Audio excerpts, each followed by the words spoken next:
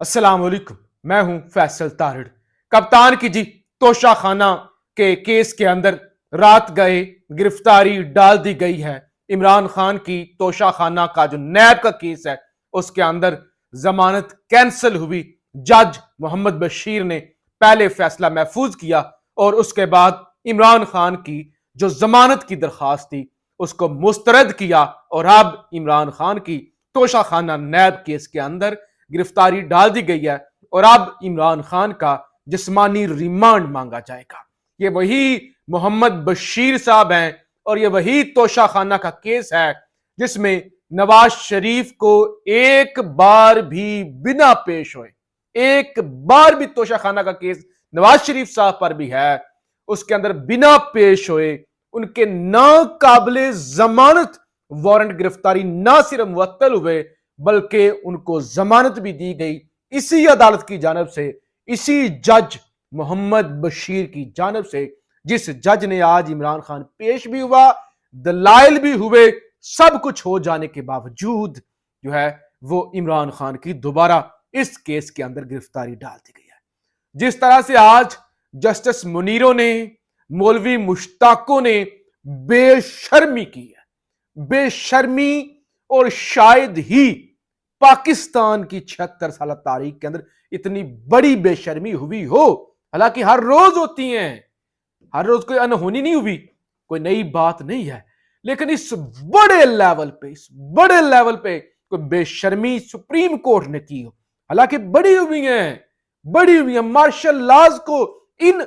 عدالتوں نے آئینی جواز دیا ہے، ان عدالتوں نے جو ہے وہ غیر آئینی کام اتنے کیے ہیں کہ جن کی آپ کتابیں لکھنے پہ آئیں تو کتابیں ختم ہو جائیں۔ لیکن آج جتنی بڑی بے شرمی ہوئی کہ عدالتوں نے خود کو بے توقیر کیا، اور یہ جو سفید عمارت ہے، یہ جو عمارت ہے سپریم کورٹ کی، یہ سفید نہیں ہے، یہ کالی سیاہ عمارت ہے، اور یہ مردہ، آج اس نے اپنے مردہ ہونے کا مزید ثبوت دیا، اور پی ٹی آئی نے جناب اس کو، یہ جو بے شرمی کی گئی ہے، یہ جو جسٹس منیر اور مولوی مشتاق کی یاد تازہ کی گئی ہے، اس کو جوڈیشل کو کہہ دیا ہے، یعنی یہ عدالتی مارشل لا ہے۔ جوڈیشل کو پی ٹی آئی کی جانب سے جو رد عمل دیا گیا، انہوں نے کہا یہ بے شرمی ہے، یہ جوڈیشل کو ہے، اور ہے بھی جوڈیشل کو کہ قاضی فائز جیسا جج چیف جسٹس اس کے ہوتے ہوئے اتنی بڑی بے شرمی ہو جائے، اتنی بڑی بے شرمی ہو جائے۔ اب تو جو کسی کا تھا نا بھرم، وہ کچھ چند لوگ نہیں مان رہے تھے، کچھ چند لوگ ابھی بھی باضد تھے کہ نہیں یار، قاضی فائز عیسیٰ کو آپ جانتے نہیں ہیں، آپ جانتے نہیں ہیں، آپ بھائی صاحب آپ نہیں جانتے قاضی فائز کو، جو کہتے ہیں نا کہ قاضی کو آپ جانتے نہیں ہیں، بڑا تگڑا جج ہے، بڑا دلیر جج ہے، یہ کرے گا وہ کرے گا۔ حضور آپ قاضی کو نہیں جانتے،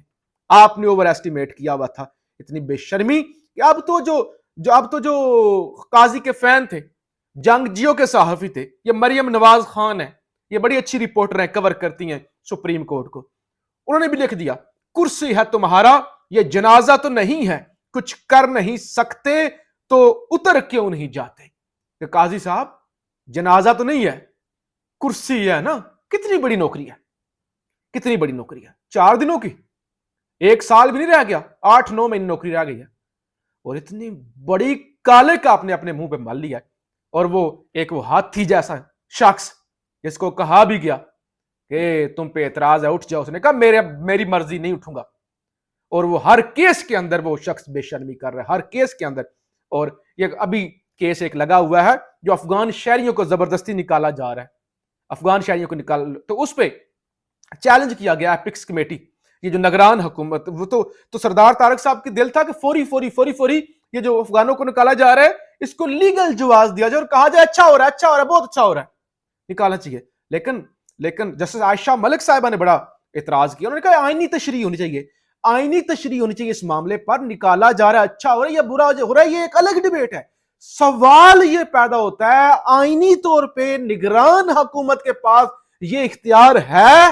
یا نہیں ہے کہ ایپکس کمیٹی بنانا، ایپکس کمیٹی کے جو فیصلے ہو رہے ہیں کیا نگران حکومت یہ کر سکتی ہے؟ اس پر آئینی تشریح ہونی چاہیے، اور کمیٹی کو یہ معاملہ بھجوایا گیا ہے۔ تو یہ تو اتنے بے شرم لوگ ہیں کہ ان کی عزت کہتے ہیں توہین ہو گئی، فلاں کی توہین عدالت، فلاں کو بلاؤ، فلاں کو نوٹس دو۔ یہ چہرے ہیں جن کی عزت کی جائے؟ مجھے کسی جماعت سے کوئی ہمدردی نہیں ہے، لیکن آئین پاکستان کے اندر کیا کوئی سوچ سکتا ہے، کیا سوچ سکتا ہے کہ سویلینز کا فوجی ٹرائل کریں؟ اور آج جسٹس ایک عورت اس نے 5 یہ جو خود کو مرد کہتے ہیں ان پر ایک عورت سبقت لے گئی، ایک عورت نے ثابت کیا کہ وہ مرد کی بچی ہے۔ یہ سارے جو باقی جج بیٹھے ہوئے تھے خود کو مرد کہنے والے، ایک عورت سٹینڈ لے گئی یار، ایک عورت سٹینڈ لے گئی۔ انہوں نے کہا فوجی عدالتوں میں جو کرنل صاحب یا میجر صاحب بیٹھ کر کیس سنتے ہیں کیا وہ ضمانت دینے کا اختیار بھی رکھتے ہیں؟ یہ سوال اٹھایا جسٹس مسرت ہلالی صاحب نے۔ اچھا جی، 2-3 خبریں مزید سن لیں۔ ایک تو آج کہہ دیا ہے جو لطیف خوسا صاحب نے کہ میں اگلے چند دنوں میں پی ٹی آئی میں شامل ہو جاؤں گا۔ انہوں نے اندیا دے دیا ہے کہ اسی ہفتے کے اندر یہ جو ہفتہ ہے، آج جب میں ریکارڈنگ کر رہا ہوں تو بدھ کا دن ختم ہو رہا ہے، تو انہوں نے یہ اندیا دے دیا کہ وہ پی ٹی آئی کے اندر شمولیت کر لیں گے۔ دوسرا، 17 دسمبر رات 9 بجے پی ٹی آئی ورچوئل جلسہ کرنے جا رہی ہے، یعنی نہ دیں آپ کے ڈالے پہنچ جاتے ہیں نا، پولیس پہنچ جاتی ہے،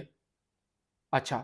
آپ نہ دیں اجازت، اب سوشل میڈیا پہ ورچوئل پاکستان کی تاریخ کا پہلا اور بڑا جلسہ پی ٹی آئی نے کرنے کا اعلان کیا، اور اس حوالے سے سیکٹری عمر ایوب کی جانب سے بھی کہہ دیا گیا ہے تمام پاکستانی اس جلسے کے اندر یعنی ورچولی شرکت کریں۔ تو ایسے نہ تو ایسے انٹرنیٹ کا دور ہے، ہر گھر میں انٹرنیٹ ہے، ہر بندے کے پاس 2 موبائل ہیں،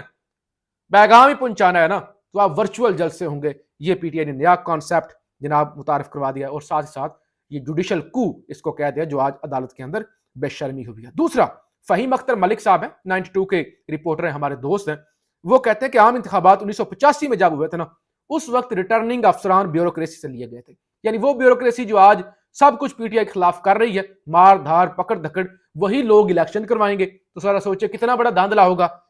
1985 کے اندر، اور 1985 کے بعد 2024 کے اندر جو الیکشن ہونے جا رہا ہے نا، اس کے اندر بھی جو ریٹرننگ افسران ہیں وہ بیوروکریسی سے ہوں گے۔ اب 1985 اور 2024 میں مشترک کیا ہے؟ 1985 کے اندر نواز شریف کو لانچ کیا گیا تھا، اور 2024 کے اندر نواز شریف کو ری لانچ کیا جا رہا ہے، دوبارہ لایا جا رہا ہے، اور سیم پریکٹس اپنائی جا رہی ہے۔ آج ہی فواد چودھری اور خان کا بھی آمنا سامنا ہو گیا عدالت کے اندر۔ خان نے پوچھا تم کدھر، اور فواد چودھری تم ادھر کدھر؟ فواد چودھری آگے سے مسکرایا منہ نیچے اور کہا خان صاحب آپ کو پتہ ہی ہے۔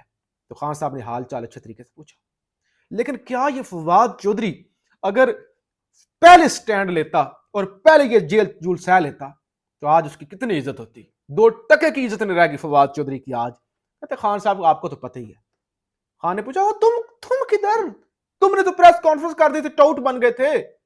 تم کدھر؟ تو فواد چودھری نے کہا وہ خان صاحب آپ کو تو پتہ ہی ہے۔ بہرحال جی، خان صاحب نے سائفر کے ٹرائل کو چیلنج کیا ہوا اگین دوبارہ سے، جو 4 دسمبر کو جو نقول تقسیم کی گئی ہیں، اور اب بڑا ایک معجزہ ہوا ہے۔ معجزہ یہ ہوا ہے کہ عامر فاروق عمران خان کا یہ کیس نہیں سنیں گے۔ پہلی دفعہ ایسا ہو رہا ہے بڑے عرصے کے بعد کہ یہ سائفر والا معاملہ جو دوبارہ چیلنج کیا گیا ہے،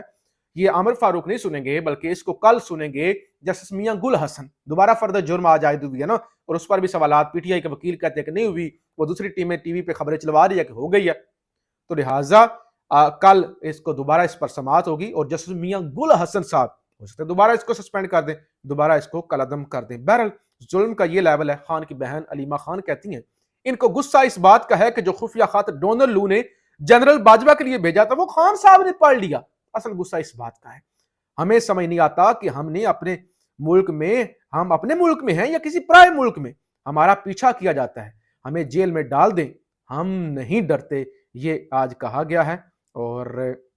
جو علیمہ خان کی جانب سے کہ ہمیں آپ جو ہمارے ساتھ کرنا چاہتے ہیں آپ کر لیں، ہم آپ سے کسی بھی طرح سے نہیں ڈرتے، آپ سے جو ہوتا ہے آپ کر لیں۔ تو یہ جی سارا معاملہ ہے،